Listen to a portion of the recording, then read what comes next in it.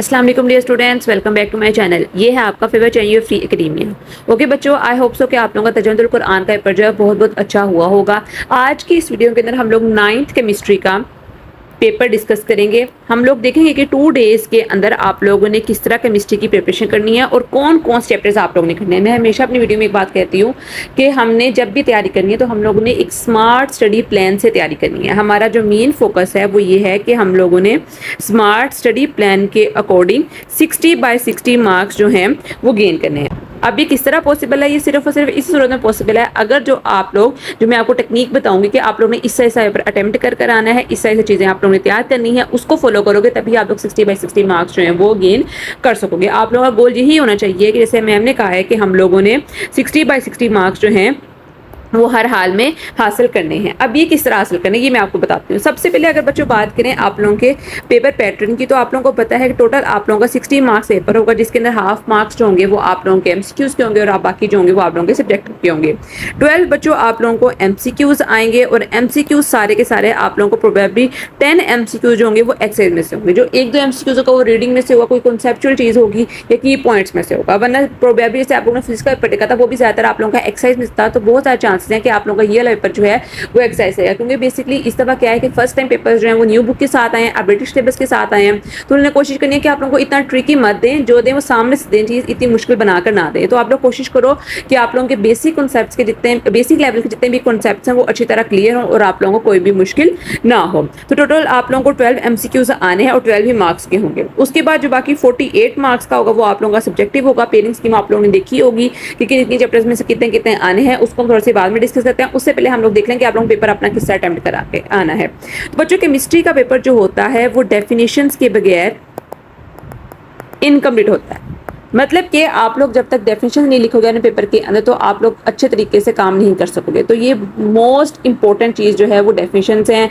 उसके अंदर जो दूसरी चीज़ आती है वो आप लोगों के आते हैं रिएक्शंस। जिस तरह बायोलॉजी का पेपर होता है वो डायग्राम के बगैर इनकम्प्लीट होता है, फिजिक्स का पेपर होता है फॉर्मूलाज के बगैर इनकम्प्लीट होता है, केमिस्ट्री का पेपर होता है वो रिएक्शन के बगैर इनकम्प्लीट होता है। आप लोगों का अगर उन्होंने किसी भी चीज़ की डेफिनेशन भी आप लोग से माने से पूछ लिया और उन्होंने कहा नहीं है कि आप लोग इसका रिएक्शन लिखो, तब भी आप लोगों के ऊपर नेसेसरी है कि आप लोगों के ऊपर फर्ज है कि आप लोगों ने वहाँ का रिएक्शन जो है वो लिख कर आना ही आना है। ठीक है, तो आप लोगों ने ये नहीं सोचना कि इन्होंने हमसे पूछा ही नहीं, इसमें क्वेश्चन में उन्होंने आस्क ही नहीं किया हमसे, ये नहीं सोचना। आप लोगों ने लिख कर आना है। ठीक है, उससे रिलेटेड जितने भी आप लोगों की डायग्राम है, अब आप लोगों के ऊपर डिपेंड करता है कि आप लोगों के पास शॉर्ट क्वेश्चन आंसर के लिए कितना टाइम है और लॉन्ग क्वेश्चन आंसर के लिए कितना टाइम है। मैं हमेशा बच्चों को यही समझाती हूँ कि जब भी आप लोग अपना पेपर अटेम्प्ट करो तो इस तरह अटेम्प्ट करो कि जैसे जो चेकर है उसको कुछ भी नहीं आता, सब कुछ आपको आता है और आप लोग ने चेकर को बताना है कि हाँ भाई ये चीज़ें आती हैं, पेपर के अंदर ऐसी चीज़ें लिखनी होती हैं, ये करना होता है, वो करना होता है। अपनी स्पीड जो होती है वो पहले पेपर से पहले जो आप लोग क्वेश्चन लिख रहे हो उधर से आप लोगों ने तेज़ रखनी है अपनी। ठीक है, ये नहीं सोचना आप लोगों ने राइटिंग गंदी आ रही है या अच्छी आ रही है, ये आप लोगों ने कोई नहीं देखना। आप लोगों ने सिर्फ और सिर्फ इसी के ऊपर फोकस करना है कि आप लोगों के पास जो है वो मटीरियल है, आप लोग अच्छी तरह इसको लिख सकते हो कि नहीं लिख सकते हो। ठीक है, और बच्चों इसके अलावा एक अहम बात जो आप लोगों ने अपने ज़हन में रखनी है कि केमिस्ट्री के पेपर के अंदर अगर आप लोगों के किसी भी क्वेश्चन से रिलेटेड कोई डायग्राम वगैरह है तो उसको भी आप लोगों ने मिस नहीं करना है, उन डायग्राम्स को भी अच्छी तरह आप लोगों ने प्रैक्टिस करके जानी है। एंड लास्टली मोस्ट इंपॉर्टेंट थी कि एक्सरसाइज के कोई भी क्वेश्चन, बेशक वो कंस्ट्रक्टिव रिस्पॉन्स क्वेश्चन हो, कॉन्सेप्चुअल हो, रिव्यू के हों, लॉन्ग क्वेश्चन, शॉर्ट क्वेश्चन हो, वो सारे आप लोगों ने करके जाने हैं। सारे का मतलब ये है कि जो आप लोगों के रिवाइज सिलेबस के अंदर है, मतलब जो पेयरिंग स्कीम के अंदर उन्होंने पेपर पैटर्न दिया है उसके अंदर से निकाल दें, वो नहीं करने हैं। जो आप लोगों का सिलेबस है उसकी बात कर रही हूँ। ठीक है, कुछ चीज़ें आप लोगों को पता है कि उन्होंने डिडक्ट करवाई हैं, कुछ चीज़ें बहुत से चैप्टर्स में से निकाली हैं, कुछ क्वेश्चन आंसर, कुछ एमसीक्यूज वगैरह, तो उनको निकाल के बाकी जो सारा कुछ आप लोगों का है वो आप लोगों ने तैयार कर देना है। और मैं लोग गारंटी के साथ कहती हूँ 90 से 95% तक पेपर जो होगा वो आप लोगों का एक्सरसाइज में से आएगा, रीडिंग में से बहुत कम आएगा भी तो सिर्फ डेफिनेशन वगैरह आएंगे, इतने कॉन्सेप्चुअल क्वेश्चन जो होंगे वो रीडिंग में से नहीं आएंगे, तो आप लोगों ने परेशान नहीं होना। तो अब हम चलते हैं मोस्ट इंपॉर्टेंट चीज़ के ऊपर, वो ये कि आप लोगों ने अपने स्मार्ट स्टडी प्लान में कौन कौन चैप्टर्स करने हैं।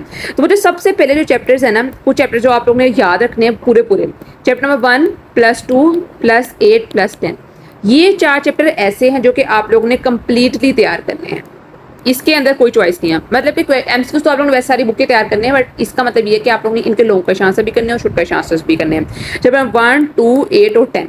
उसके बाद जो बच्चों आप लोगों के पास चैप्टर्स रहते हैं 2, उनमें आप लोगों ने चैप्टर नंबर 5 +3 +11, ये 3 चैप्टर्स के सिर्फ और सिर्फ आप लोगों ने शॉर्ट क्वेश्चन आंसर तैयार करने हैं, मतलब कि एमसीक्यूज के साथ। एमसीक्यू सारी बुकें करने हैं आप लोगों के जितने भी हैं, बस ये चैप्टर जो है वो आप लोगों ने तैयार करने हैं। उसके अलावा बच्चों आप लोगों ने कोई चैप्टर जो है वो तैयार करने की जहमत नहीं करनी, बस ये काफ़ी होगा आप लोगों के लिए। मैं रिपीट कर रही हूँ, आप लोग इसको अच्छी तरह देख लो।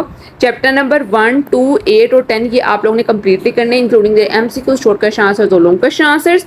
और उसके अलावा जो आप लोगों के चैप्टर नंबर 5, 3 और 11 है बच्चों, इसके आप लोगों ने सिर्फ शॉर्ट क्वेश्चन आंसर और MCQs करने हैं। बाकी जो रिमेनिंग चैप्टर है उनके आप लोगों ने MCQs करने हैं। सिर्फ और सिर्फ आप लोगों ने यही पैटर्न फॉलो करना है, इसके अलावा आप लोगों ने कोई पैटर्न फॉलो नहीं करना है। तो इंशाल्लाह आप लोग 60/60 मार्क्स दे सकते हो। अब बच्चों हम लोग प्लान करते हैं कि आप लोग ने अपने 2 डेज जो हैं वो किस तरह कंज्यूम करने हैं, ताकि आप लोग जो है वो अच्छी से अच्छी तैयारी कर सको और आप लोग थोड़े टाइम के लिए ज़्यादा अच्छी प्रिपरेशन करके फुल बाय फुल मार्क्स ले सको। तो बच्चों सबसे पहले अगर आप लोगों की बात करें सैटरडे के दिन की, सैटरडे में आप लोगों ने कौन से चैप्टर्स करने हैं बच्चों? सैटरडे में आप लोगों ने चैप्टर नंबर 1 +2 और +8 ये 3 चैप्टर्स बहुत इंपॉर्टेंट है। ये 3 चैप्टर्स आप लोगों ने करने हैं फर्स्ट आवर के अंदर, मतलब कि 1 बजे तक ये आप लोगों के चैप्टर्स होने चाहिए। चैप्टर नंबर 1 to 8 अगर आप लोगों को टाइम के थोड़ा सा भी आगे पीछे हो रहा है तो ये आप लोगों के टोटल डिपेंड करता है। उसके बाद सेकंड हाफ के अंदर आप लोगों ने चैप्टर नंबर 5 और 3 करना है।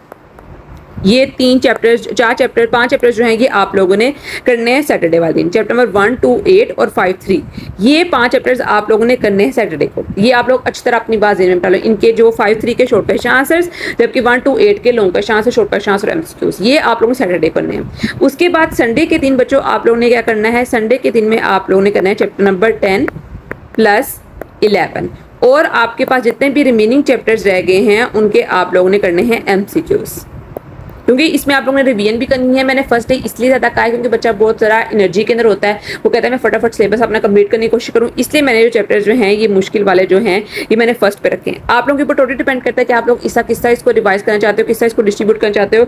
बट ये प्लान सबसे अच्छा है क्योंकि इसके अंदर बच्चे जो है वो कर लेंगे, क्योंकि इसके अंदर मुश्किल और इस चैप्टर्स एक साथ मैंने दिए हैं। ठीक है, आप लोगों को डिपेंड करता है कि आप लोग 4 चैप्टर्स आज कर जाते हो और बाकी 3 कल कर जाते हो। जिस तरह आप लोगों को इस लगता है आप लोग गुस्सा कर सकते हो, बट ये सबसे अच्छा मेथड है क्योंकि तब फिर आप लोगों को थोड़ी सी रिलैक्सेशन भी होगी। हाँ भाई मेरे सिर्फ 2 चैप्टर्स रह गए हैं, तो आप लोग बहुत अच्छे तरीके से सब कुछ कर लोगे और रिवीजन भी कर लोगे, ट्रस्ट मी। ठीक है, तो आप लोग ने इन पॉइंट्स को हमेशा अपने जेहन में रखना है और ज़्यादातर केस पेपर में आप लोगों को यही प्रोवाइड कर सकती हूँ। आप लोग किसी केस पेपर पर ट्रस्ट ना करो, आप लोग अपनी बुक की जो एक्सरसाइज है वो बहुत अच्छे तरीके से करके जाओ। इंशाअल्लाह ज़्यादातर क्वेश्चन जो हैं वो आप लोगों को उसी में से आ जाएंगे। तो आज के इतना ही। आई होप सो कि वीडियो आप लोगों को अच्छी लगी है। वीडियो चैनल पर आप सब्सक्राइब करें, वीडियो को लाइक करें और अच्छे से कमेंट भी लाजमी करें। कल मिलते हैं एक नई अच्छी वेबसाइट में, तब तक के लिए फी अमानिल्लाह।